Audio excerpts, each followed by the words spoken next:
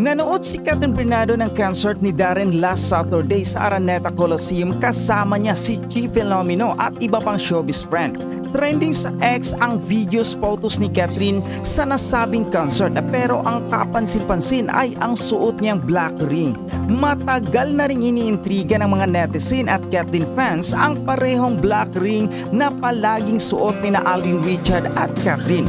Una itong napansin ng mga osiserang online world sa magkasamang photo ng Catherine sa magkasunod na birthday celebration ng actress. Spotted din ang twinning black ring nila sa kanilang index finger noong dumalo ang kapuso actor sa house blessing ng pamilya Bernardo.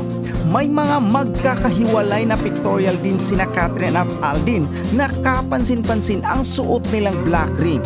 Ano kaya ang significance ng itim na singsing ng dalawa? Friendship lang ba ito? Pero para sa mga fans ng Catherine, naniniwala silang totoo na raw ang namamagitan sa dalawa na may relasyon na ang Catherine. Booking na nga ba ang relasyon ni na Catherine Bernardo at Alden Richard dahil sa black ring? Anyway, kilig-kiligan at super share ang mga Catherine Angels sa social media ng mga videos kung saan mapapanood si Vice Ganda na binibiro si Catherine about her love. Puha ang nasabing viral video sa guesting ni Vice sa concert ni Darren. Tawang-tawa naman ang aktres sa mga biro ni Vice na obvious daw na si Alden ang tinutukoy nito. Samantala, umabot na sa Indonesia ang kilig kina Catherine Bernardo at Alden Richards. Ang bongga lang na sa post ni Alden ng photo niya sa Instagram, mababasa nga ang mga comment na kailangan mong i-translate sa English para maintindihan mo kasi nga bahasa ang salita. Ito ang mga sinasabi ng mga nag-comment sa photo ni Alden. Sabi ng ilan, si Alden daw ay napaka-sweet na tao. Sabi naman ng ilan, Katniel fan sila pero after nilang mapanood ang Hello Love Goodbye ay gustong-gusto na nila si Alden Richards. At napakagwapo raw ito. Sabi naman ng ilan, napanood daw nila ang Hello Love Goodbye at gusto nila si Alden. At pinapanood nila ito ng paulit-ulit para makita lang ang pagtawa ni Alden. At kaaliw rin na ang mga kababayan natin sa abroad ay ginagawang inspiration si Alden para maibsan ang kanilang mga pagod. Makipista na po tayo sa mga Catden supporters. Catherine at Alden Richard, syempre, di ba? Ay grabe ang pagpipista nila dahil sa kanilang isip at puso ngayon, sila na. Naniniwala ka, Romel?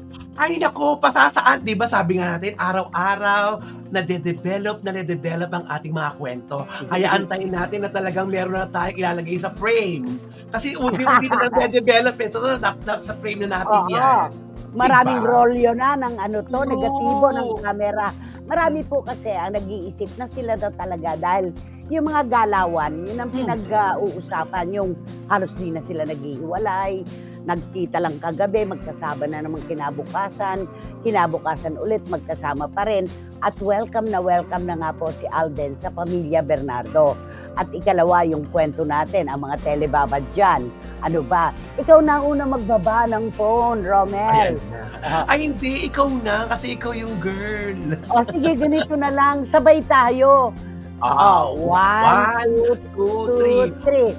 Ba't hindi mo ba binababa? Ba't hindi mo rin binababa? Kasi ikaw ang una magbaba. Mga ganon. Diba? At saka kasi dahil palagay na kasi din si Mami Ming kay Alden Richard. Yun ang maganda dun eh. Tsaka napakaganda nung mga ibinibigay nilang ehemplo sa ating mga kababayan. Kaya naman mahal na mahal sila ng kanilang mga supporters. At ngayon pa lamang, yung Hello Love Again, pre-sold na yan. Alam na natin na magaganap kapag ipinalabas yung muli nilang pagtatambal na yan. Ay nako, wala nang ka-question yan sa totoo lang, di ba? Yes! Eto, sabi ni Juris Dr. Channel, kung totoo ngang sila na, abay dapat magdeklara ng pista opisyal sa Pilipinas. Mga isang buwang pagdiriwang ganern, sabi niya talaga. Mga isang buwang pagdiriwang. At sabi naman ni John, nako nanay, kapag sila na talaga, piyestang Pilipino talaga ang mangyayari. iba talaga ang hatak ngayon ng Katden. Ibang klase si Alden at si Catherine. Para bang lahat ay sumasang-ayon sa kanilang relasyon. Oo, ito din yung sinasabi natin no? Para bang lahat sumasang-ayon. Kaya nga ang tawag kapag may kumokontra at may mga sumisingit, ang tawag nila ay mga kontrabida. Diba? Salsawero. Oo. Epal, mga ganon ang sinasabi. Dapat po talaga, nakutuwan-tuwa talaga. Ang dami nagtatawagan sa akin ng mga kaibigan ko, yung mga anak daw nila kinikilig. At kapag kinikilig ang mga bata, kilig match din ang mga magulang, di ba? Oo. Yun. Ano sa palagay mo, Romel, itong relasyon na ito kung totoong-totoo na nga? Ay nako, eto siguro ang susunod nating susubaybayan hanggang sa magkasalan, magkaanak. Alam mo yung mga ganon? Eto yung hinahangat natin na panay positibo lang, na wala nang e-eksena, wala nang mga nakaraan, panay future na lang iisip. Yes, Dapat totoo yan. ganon. At sabi naman ni Tita Nene Ulanday, naku, sobrang saya namin kung talagang sila na nga, na-develop sila sa isa't isa at napaka-positibo ang dating nila sa masa. Sabi ni Tita Nene Ulanday, totoo naman At sa nila, nako, si Mayang ba naman? Mayang, magpagaling si Freely at si Johanna. Uso talaga ang pagkakasakit. Tita Julie Paras, mag-iingat ka rin. Bumangon lang siya para sa CFM.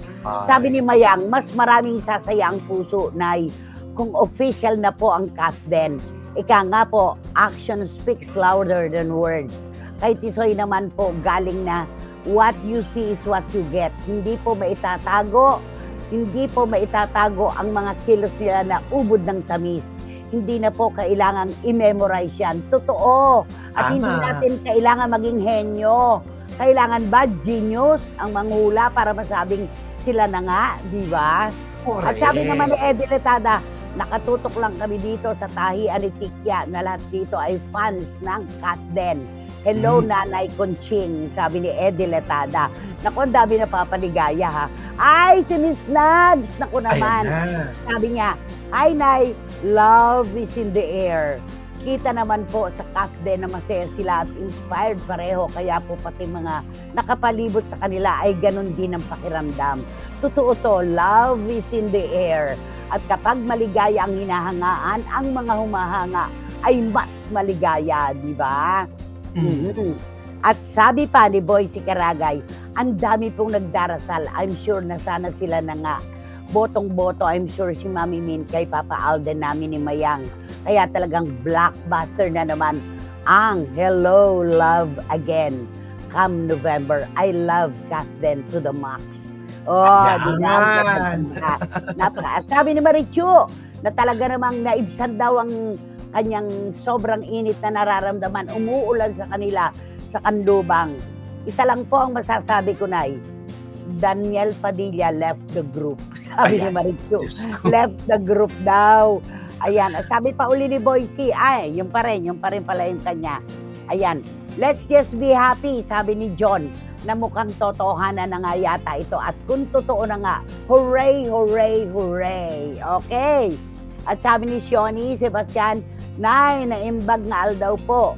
Para sa akin, sina Catherine at Alden na po talaga nararamdaman po ng mga tagahanga na sweet po sila. Thank you, Shoni. Juste Agnina. Okay. At eto, sabi ni MFE, Daniel Padilla daw left the group, di ba? Mamaya may kwento tayo tungkol kay Daniel Padilla. Eto, habol ko lang to ha. Sabi ni Ching Bautista Silverio, Nay, the universe has conspired with Katden. Yay! O, sumang-ayon ang universe, di ba? Correct! Sabi ni Ching,